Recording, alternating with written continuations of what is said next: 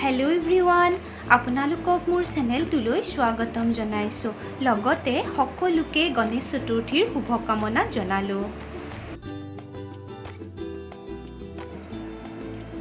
গণেশ চতুৰ্থী উপলক্ষে ঘৰতে এভাগ পূজা আয়োজন কৰিলো যাতে গণপতি বাপ্পাই চলি থকা মহামাৰীৰ অনতিপলমে অন্ত পেলায় আৰু সকলোকে যাতে ভালে ৰাখে।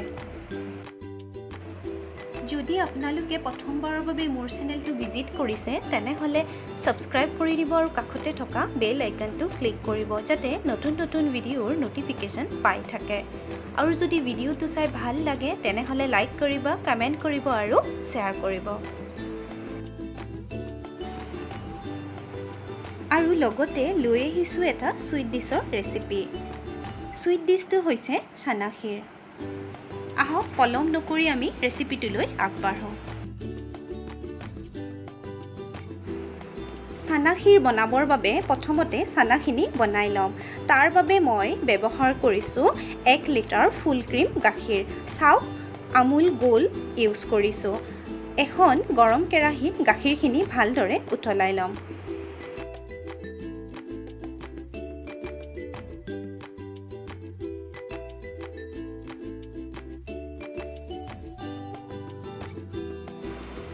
গাখীৰখিনি এড কৰাৰ পিছত এখন হেতাৰে মই দেখুৱাৰ ধৰণে এনেদৰে লৰাই থাকিম যাতে গাখীৰখিনি কেৰাহীৰ তলিত লাগি নধৰে। চাওক আমাৰ গাখীৰখিনি লাহে লাহে উতলিবলৈ আৰম্ভ কৰিছে। মই আগতে কোৱাৰ ধৰণে গাখীৰখিনি হেতাখনেৰে বাৰে বাৰে লৰাই থাকিম যাতে তলিত লাগি নধৰে। এতিয়া গাখীৰখিনি ফটাবৰ বাবে ভিনেগাৰ ইউজ কৰিছো। ভিনেগাৰখিনিৰ লগত অকণমান পানী মিহলাই লৈছো আৰু লাহে লাহে অকণ অকণ দি হেতাখনেৰে লৰাই আছো। আপোনালোকে ভিনেগাৰৰ সলনি নেমু ব্যৱহাৰ কৰিব পাৰে। চাওক আমাৰ গাখীৰখিনি লাহে লাহে ফাটিবলৈ আৰম্ভ কৰিছে আৰু এনেদৰে ঘনাই লৰাই থাকিব লাগিব। মোৰ চেনেলত আগতেও মই ক্ষীৰৰ ভিডিঅ' আপলোড কৰিছো। ডেসক্ৰিপচন বক্সত লিংক দি দিম, আপোনালোকে চাব পাৰে। চাওক আমাৰ গাখীৰখিনি ধুনীয়াকৈ ফাটি গ'ল। এতিয়া গেছটো অফ কৰি দিম। ইয়াতে মই ফুল ক্ৰীম গাখীৰ ব্যৱহাৰ কৰিছো, সেই কাৰণে অলপ চানাৰ পৰিমাণ বেছিকৈ ওলাইছে। আপোনালোকে এই ৰেচিপিটো বনাবৰ কাৰণে ফুল ক্ৰীম গাখীৰেই ব্যৱহাৰ কৰিব।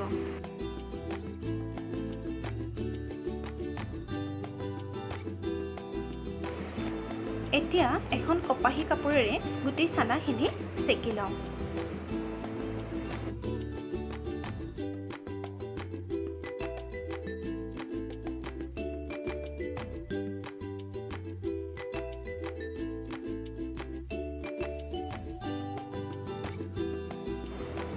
এতিয়া চানাখিনি ঠাণ্ডা পানীৰে ধুই ল'ম যাতে ইয়াত থকা ভিনেগাৰৰ টেঙা ভাৱটো গুচি যায়।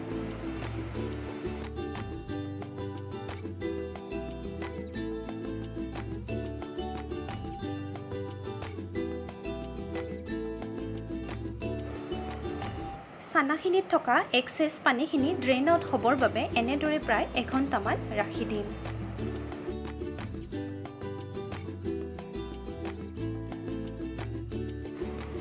প্ৰায় 1 ঘণ্টাৰ পিছত চানাখিনি ভালদৰে মঠি ল'ম যাতে চানাখিনি আৰু বেছি কোমল হয়।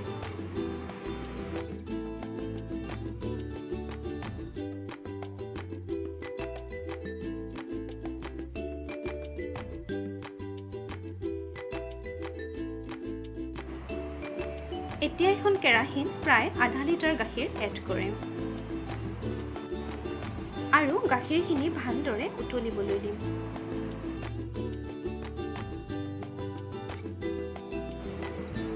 চাওক আমাৰ গাখীৰখিনি উতলিবলৈ আৰম্ভ কৰিছে। মই দেখুৱাৰ ধৰণে গাখীৰখিনি এখন হেতাৰে এনেদৰে লৰাই থাকিম যাতে কেৰাহীৰ তলিত লাগি নধৰে আৰু সাইডত লাগি ধৰা চামনিবোৰো এৰুৱাই দিম যাতে আমাৰ ক্ষীৰখিনি ক্ৰীমি হয়। উতলি থকা গাখীৰখিনিত 2টা থেথেলিয়াই লোৱা ইলাইচি ব্যৱহাৰ কৰিছো। আপোনালোকে বজাৰত পোৱা ইলাইচি পাউডাৰ ব্যৱহাৰ কৰিব পাৰে। আৰু লগতে এড কৰিছো কেইটামান পিস্তা সৰু সৰুকৈ কাটি লৈছোঁ, কাজু, বাদাম আৰু কিচমিচ। এইখিনি এড কৰাৰ পিছত আকৌ গাখীৰখিনি ভালদৰে লৰাই দিছোঁ।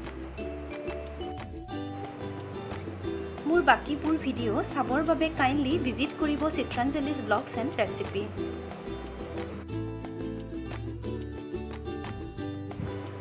এতিয়া ইয়াত এড কৰিম আগতীয়াকৈ বনাই থোৱা চানাখিনি।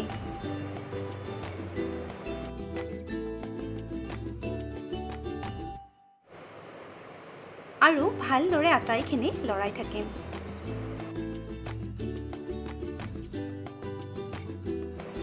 চানাখিনি এড কৰাৰ পিছত গেছৰ ফ্লেমটো মিডিয়াম টু ল' ৰাখিম আৰু মই আগতে কোৱাৰ ধৰণে হেতাখনেৰে বাৰে বাৰে লৰাই থাকিম আৰু ছাইডত লাগি থকা চামনিবোৰ এৰুৱাই দিম।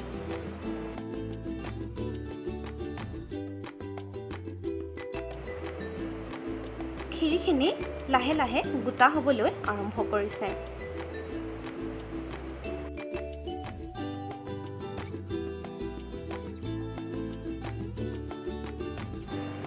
এতিয়া ইয়াতে এড কৰিছোঁ 5 চামুচ চেনি।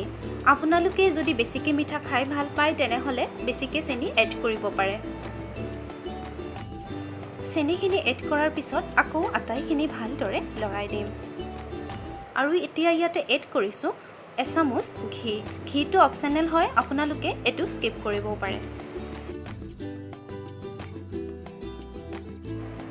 চাওক আমাৰ ক্ষীৰখিনি প্ৰায় ৰেডি হৈ গৈছে। দেখিবলৈ খুব ধুনীয়া হৈছে আৰু ক্ৰিমি হৈছে। এতিয়া গেছটো অফ কৰি দিম আৰু ক্ষীৰখিনি ঠাণ্ডা হ'বৰ বাবে থৈ দিম।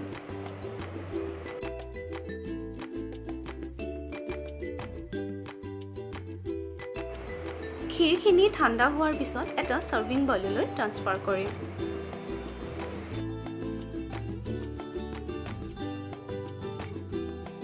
ক্ষীৰখিনিৰ ওপৰত অকণমান চেৰি আৰু অকণমান পিস্তা দি গাৰ্নিছ কৰি দিম। চাওক ক্ষীৰখিনি দেখিবলৈ খুব ধুনীয়া হৈছে আৰু খাবলৈও বিৰাট টেষ্টি হৈছে। আপোনালোকেও ঘৰত এনেদৰে বনাই চাব। ভিডিঅ'টো শেষলৈ চোৱাৰ বাবে ধন্যবাদ।